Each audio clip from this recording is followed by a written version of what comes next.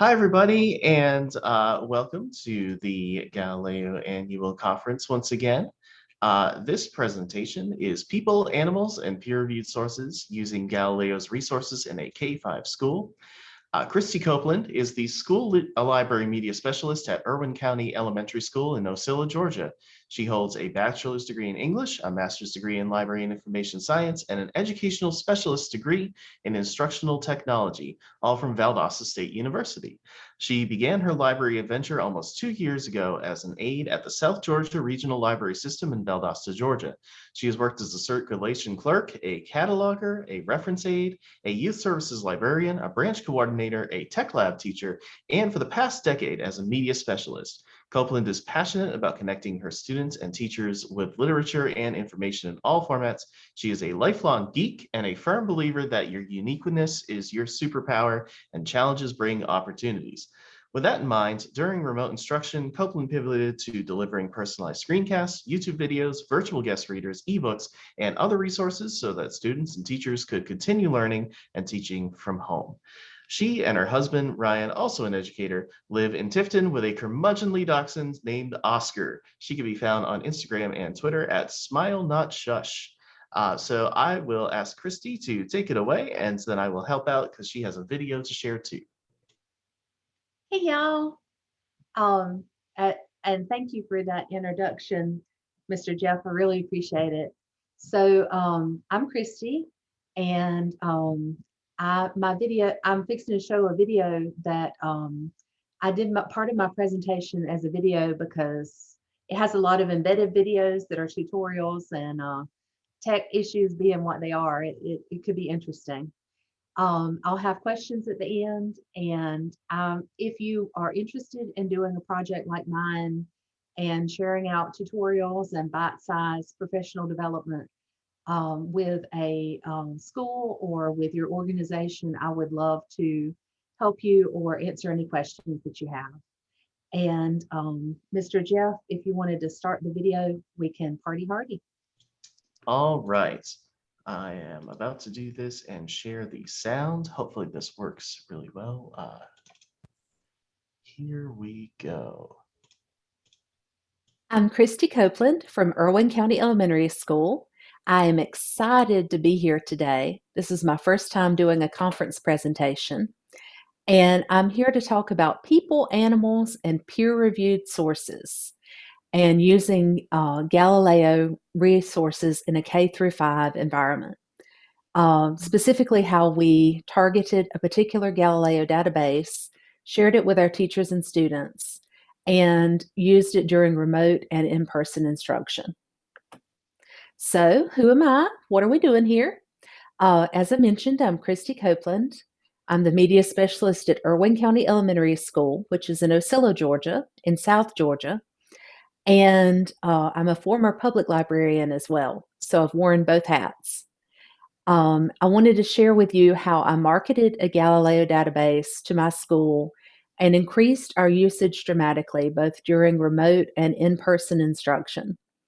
And talk about how Galileo buy-in is different in the school setting, because it really is. And I wanted to wind up with a few words about creating connections at school by offering research assistance to your friends and coworkers. So how is Galileo usage different at a K-5 school? When I was a public librarian, I used to love sharing Galileo databases. I love Galileo, and I was excited to share as many databases as people would listen to. And so that's why I've got my little Oprah picture. You get a database, you get a database, everybody gets a database. But when I got to the school setting, I learned that teachers, administrators, students are busy people, and they do not have time for every database, as awesome as it may be. They have time for databases that are relevant to their needs, that fit their course content and their curriculum. And because of this, I learned it's important to target your offerings for teachers and focus on one or two databases that will provide value and be user-friendly. The user-friendliness is important too. So I was looking for a database to target for marketing to my teachers. And I was looking for one that would solve a problem or plug into a research topic that is covered often in the elementary setting. I was thinking about it and how I wanted to share Galileo and find a product that was superior to what I could offer just from books or just in the library. So, and if you're a media specialist, you may be able to identify with this. I had one of those days when a whole class full of kids came in at one time and everybody wanted a book about a different animal, black-footed ferrets, Arctic snow owls, or whatever. And they weren't all animals that I had a specific book about. And that turned out they were doing research on an animal for their fourth grade class. And I thought, okay, this would be a good test case. So I looked around, and two of the most common research projects in elementary school are about people and history and animals. And both of those work well with Britannica School Elementary. So once I identified my resource, I wanted to market it to my teachers and my students. So I knew that the resource plugged into a curricular need. It plugged into the research projects that students were doing, but it had to also be easy to learn about and access, because if you can't learn about it, if you can't master it quickly, no matter how good a resource is, it may not be useful. So I started making tutorials on YouTube. I got my administrator's permission, and about using Britannica Elementary to research people and animals. And the original idea behind using YouTube was that teachers could watch the video and learn how to teach their class about the resource, or they could play the video for their students at their convenience. And it wouldn't take too much time away from class to do it. If I had coverage in the library and could come in and show the resource in person, I would.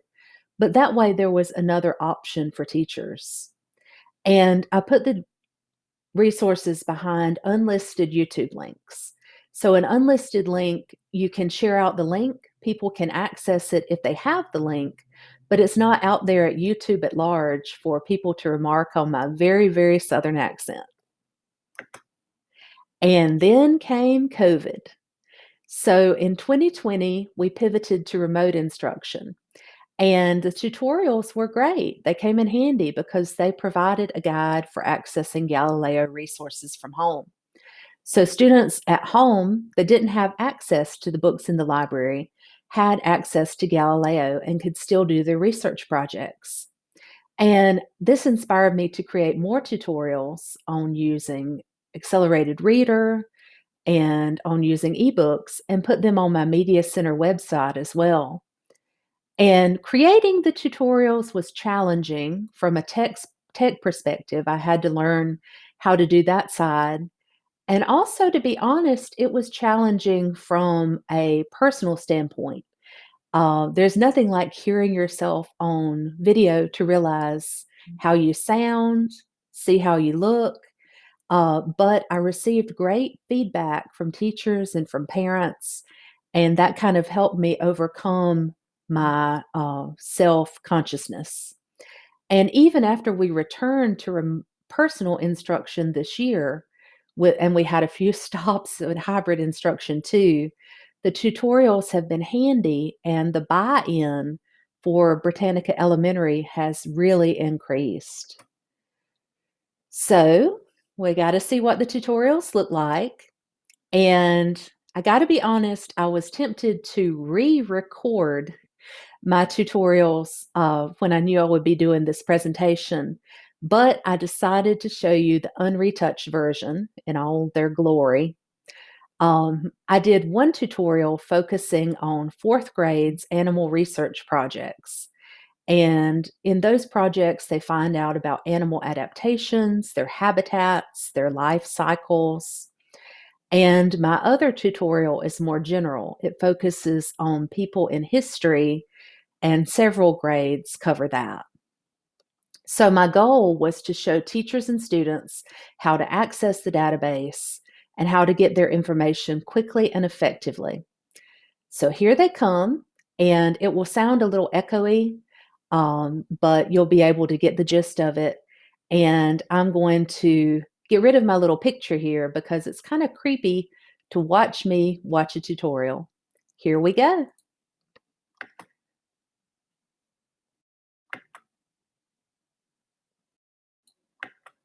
So this is the first one, researching people on Britannica Elementary.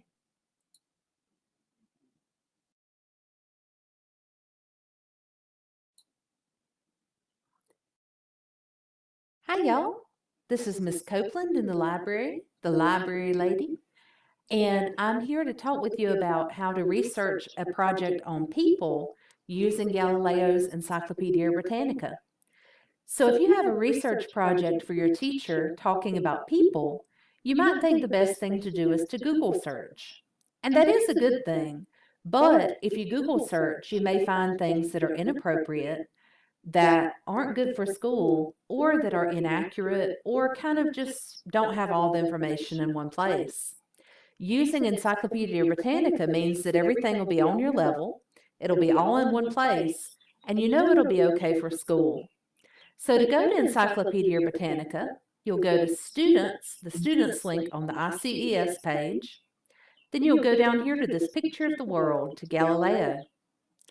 Then you'll put in the password for Irwin County Schools, which I'll share with your teacher.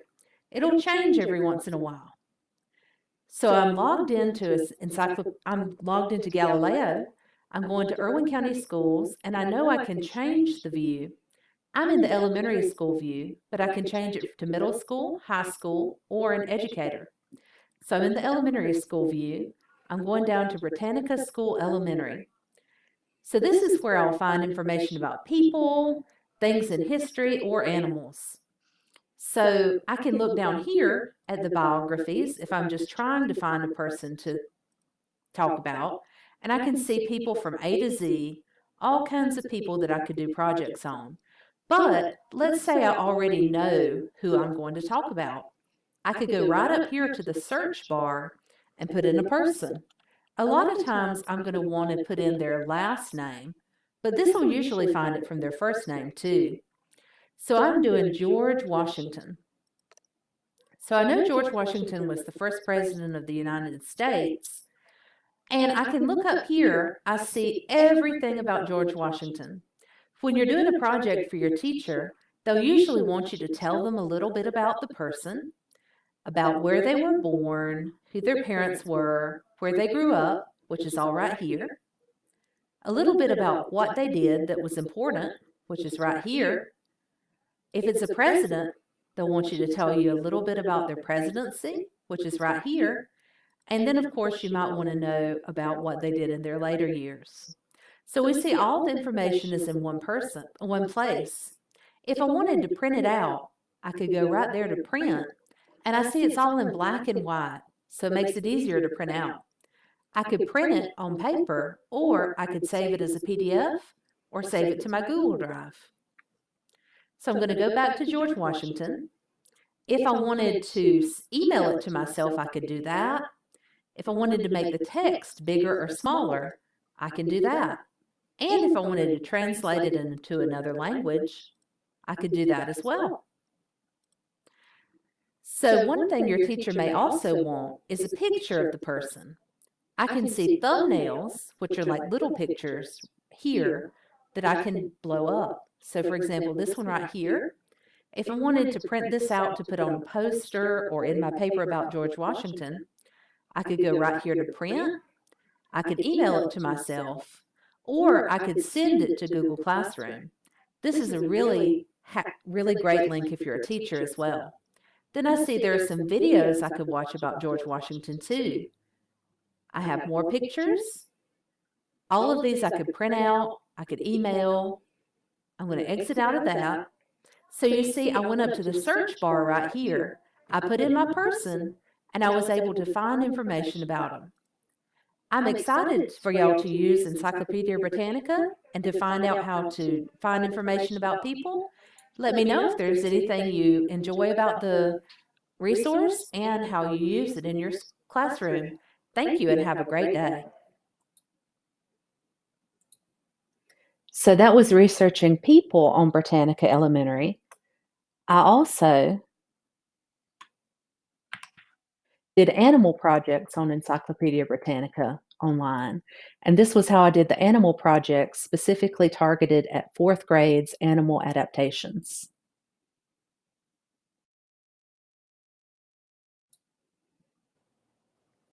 Hi, y'all. This is Miss Copeland in the library. I wanted to tell you about how you can research a project on an animal. If you're talking about an animal, you might want to Google search. But if you Google search, you might find things that are not good for school or maybe even inaccurate.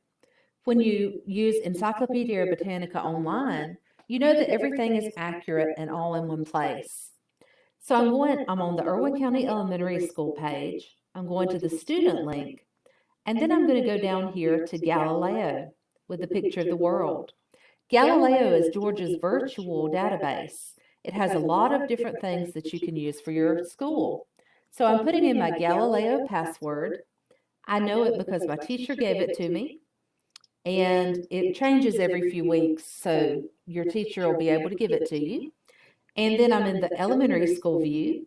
I can change my view if I'm in middle, high school, or if I'm a teacher. So I'm going to go down here to Britannica School Elementary. Britannica is a kind of encyclopedia. We used to have them in paper form, but now they're continuously updated in electronic form. So I'm going down here to Animal Kingdom. I can see different kinds of animals.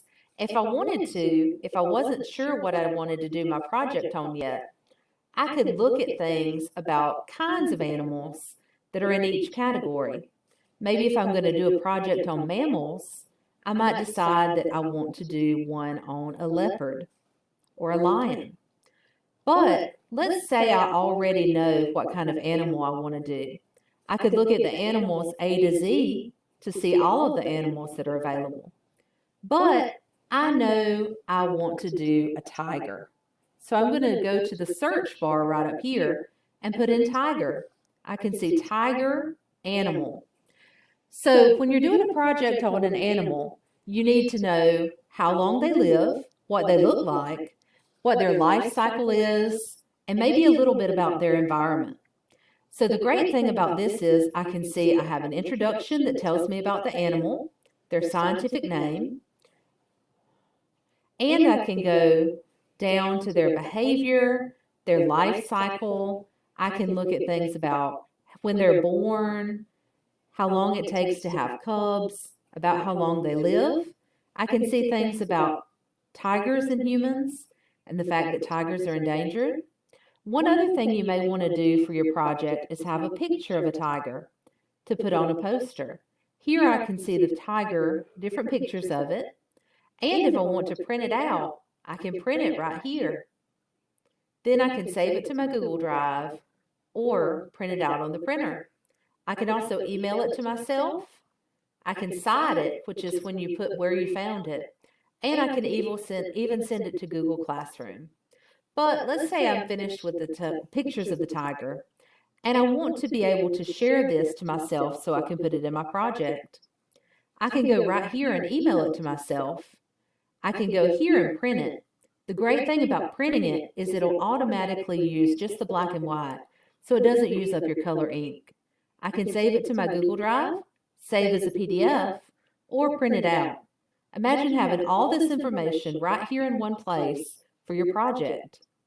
Then I can also, if I'm a teacher, send it to my Google Classroom. I can cite it, which is where you show where it comes from.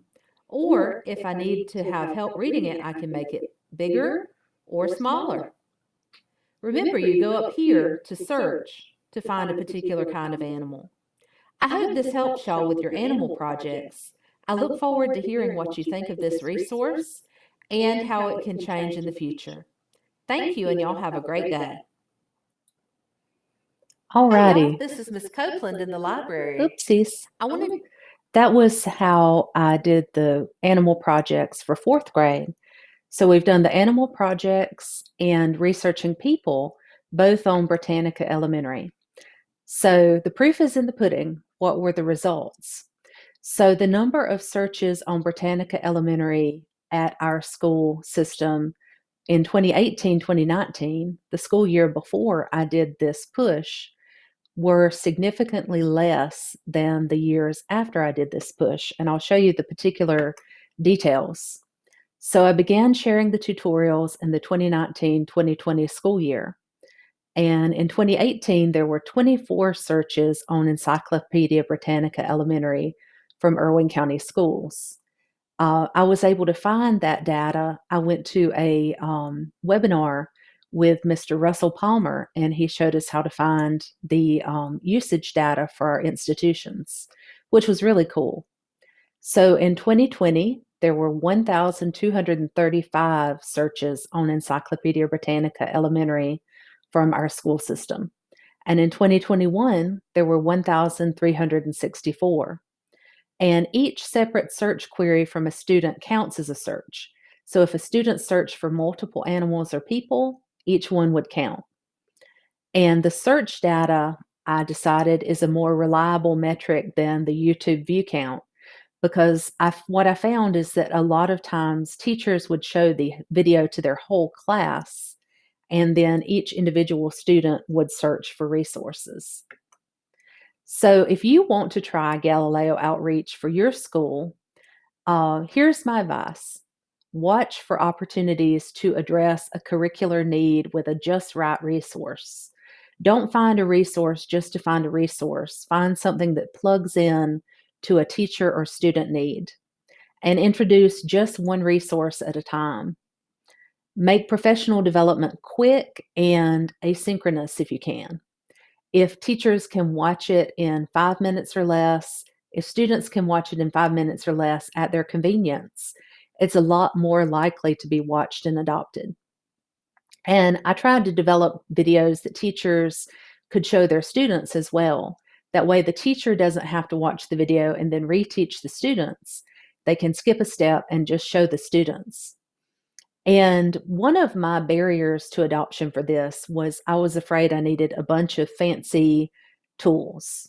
And I ended up using my husband's gaming headset and microphone and Screencastify, which is free for educators. And I use Screencast-O-Matic for one of my tutorials.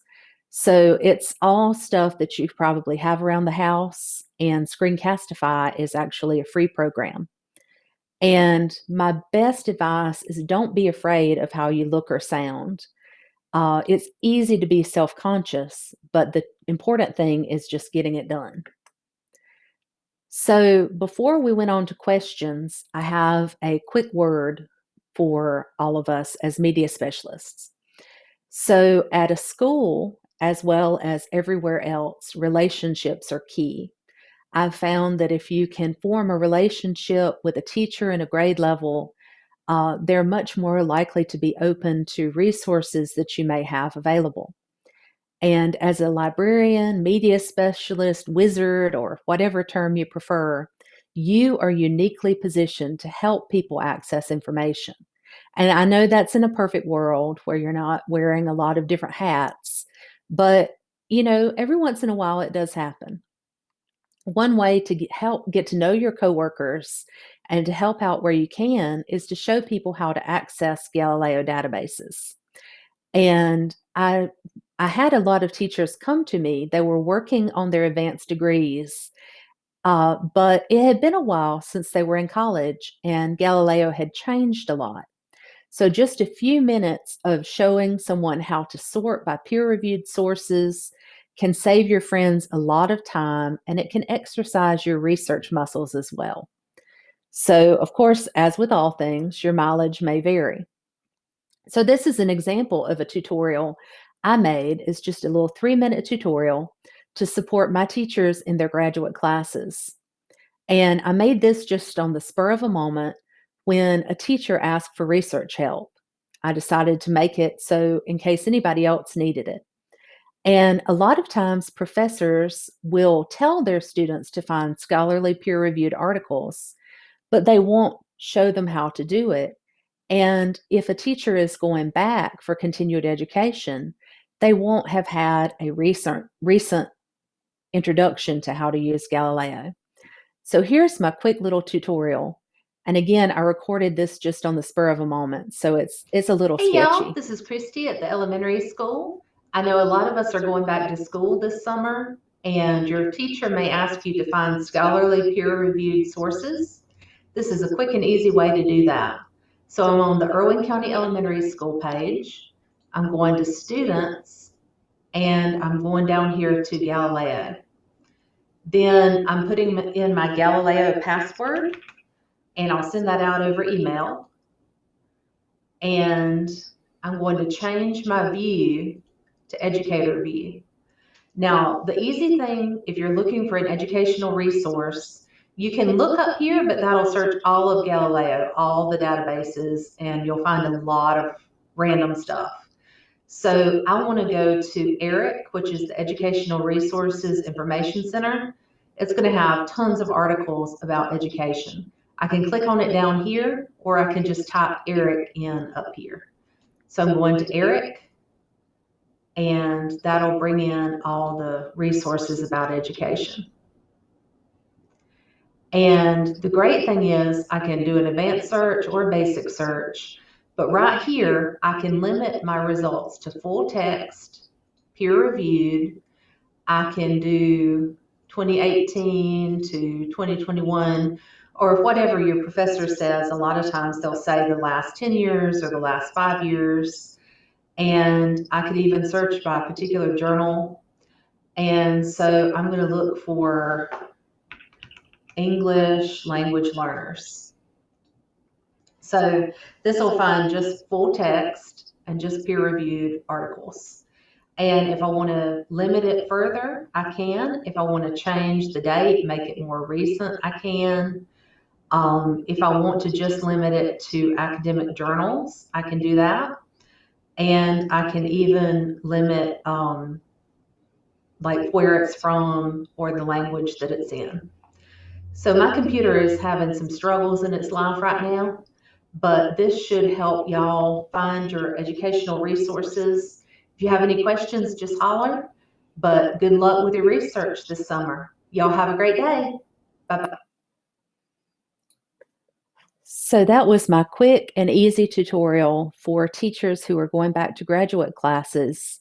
And I've already gotten some great feedback on it. I just made it today. And usually I found if you make a quick, easy resource, it can be adopted pretty well. So are you ready to try Galileo Outreach on your own? I am excited to see what you come up with. I am kind of a Galileo proselytizer. I love Galileo. And if you're interested in reaching out, my email is ccopeland@irwin.k12.ga.us. And my Instagram and Twitter handle are smile not shush, because I like to be a loud librarian. And if I can help, please let me know. I'm going to go ahead and open it up for questions, and I look forward to hearing what you have to say. I'll end the recording now and go to questions, and thank y'all for listening.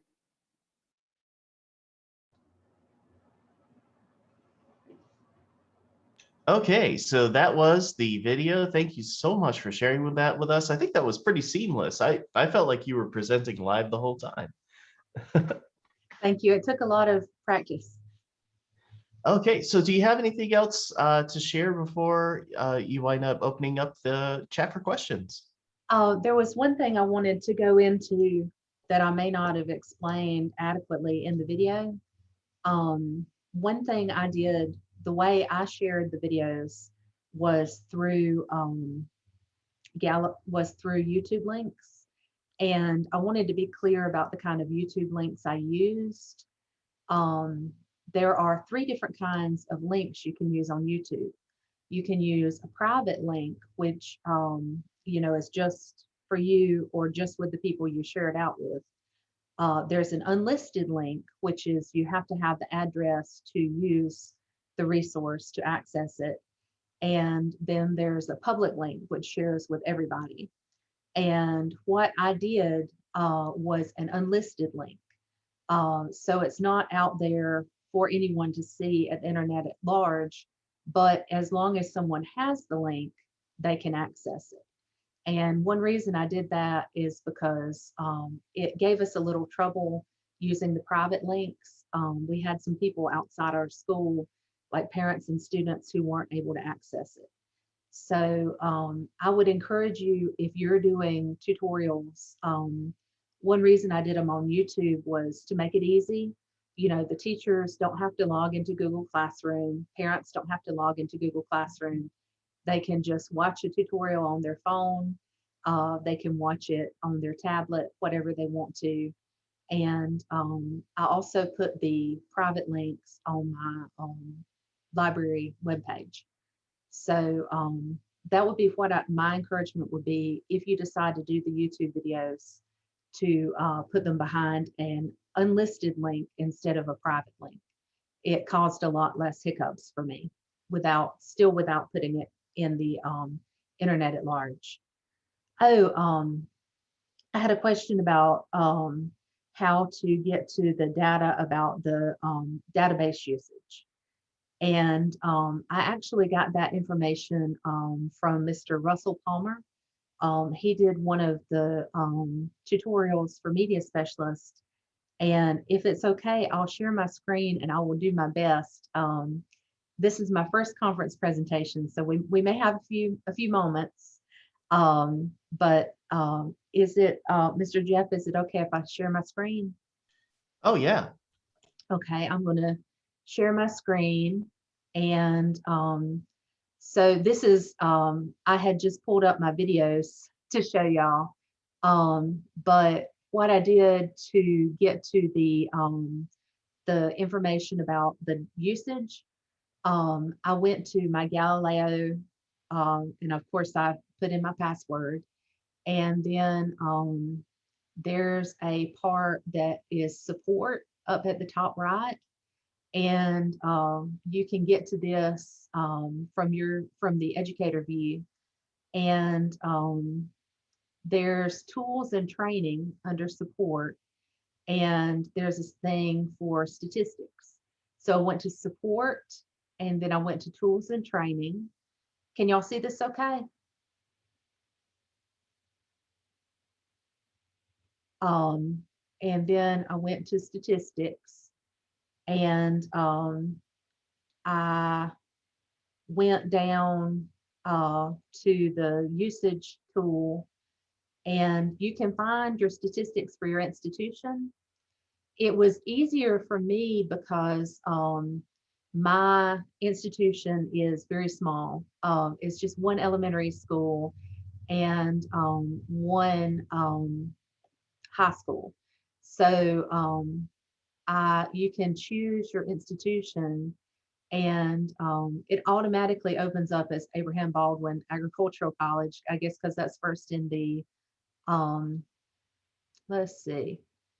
So I choose my institution. Well, I am a little bit struggling right now with it, but there's a way that you can choose your institution, and then you can pick, you can set your date, and you can pick your kind of data. Oh, here it is, select institutions.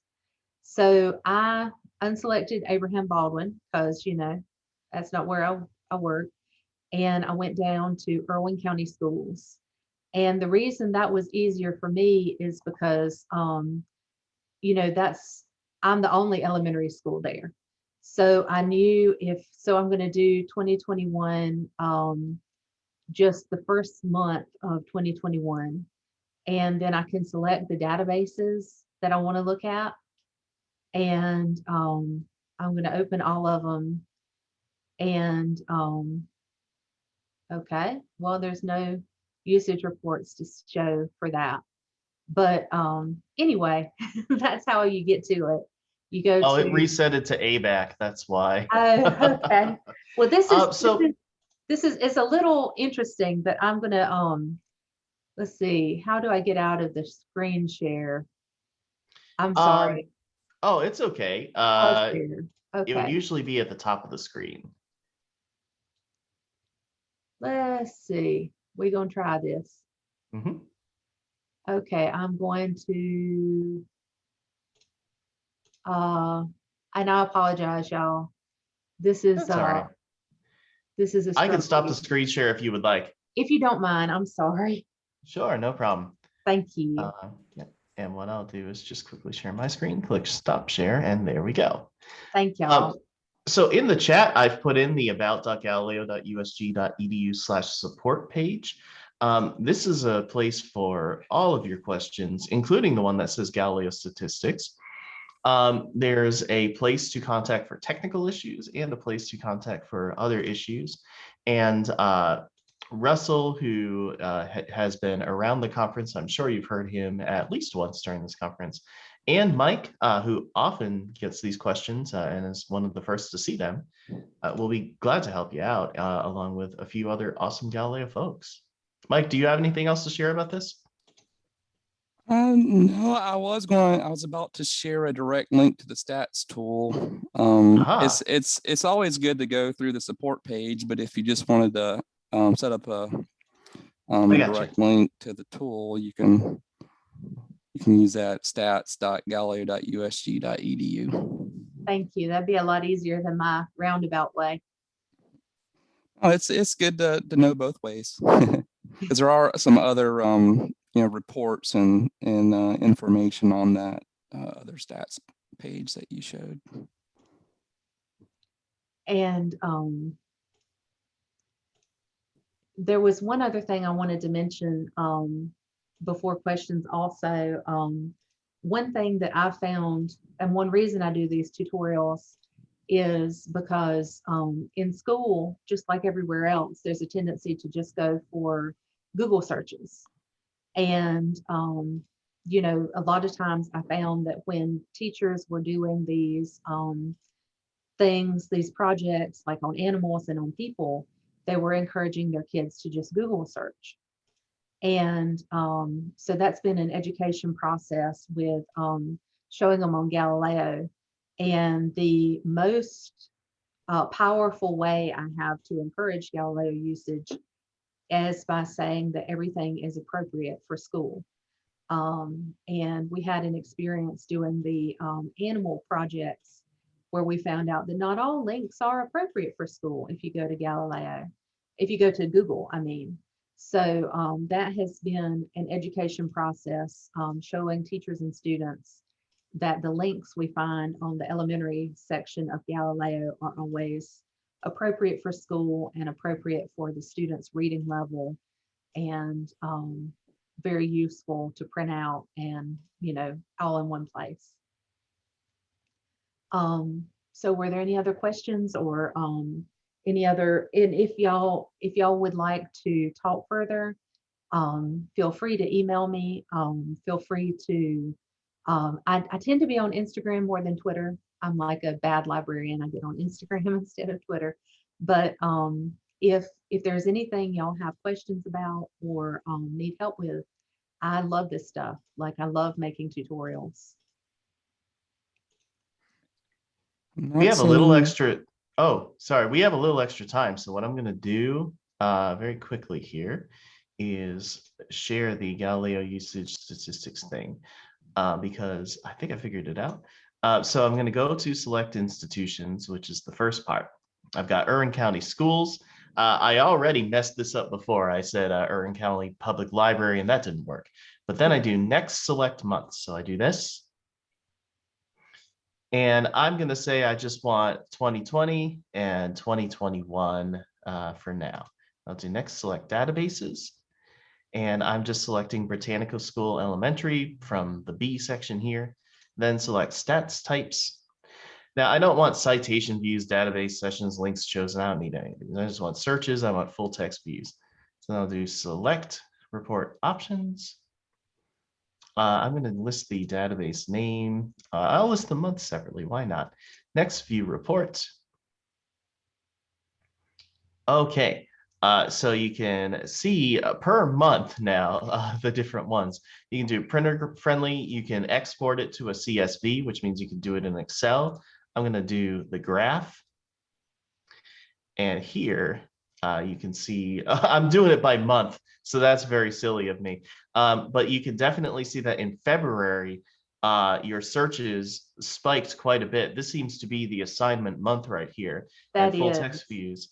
But then you get all of this residual, I'm just going to check this out too, stuff going on. 61 searches, 88, 18, 27, 16 full text views.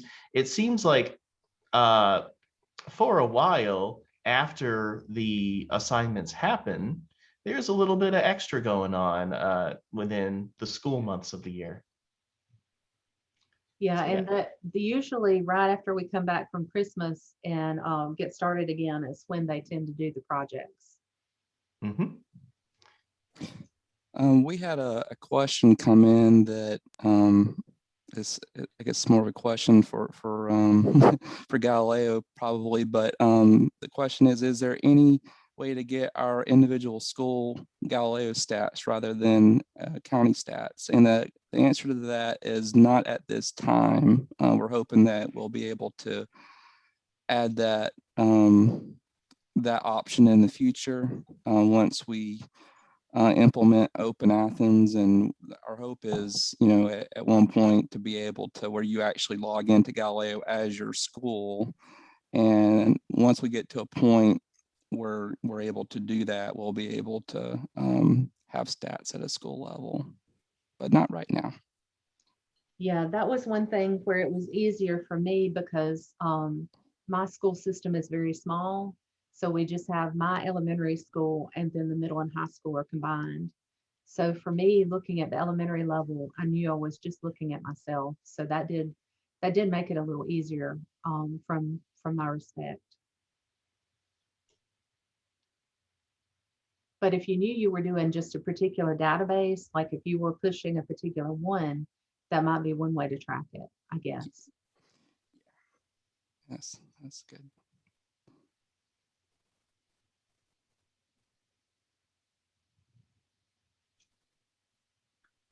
Do we have any other questions?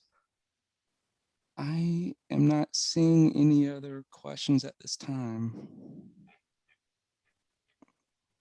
Oh, we got to thank you for meeting Clark. Thank you so much for sharing the way that you shared Britannica with your staff and students, Christie.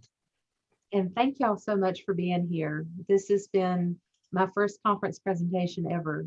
And definitely my first state presentation. So I appreciate everybody's patience. Well, congrats. I thought it went very well. All right. So unless there are any other questions that pop up right now, I think what we're going to do is we're going to close this a little bit early. Everybody can go get themselves a little bit of coffee or soda or water or whatever you'd like to do before the next session.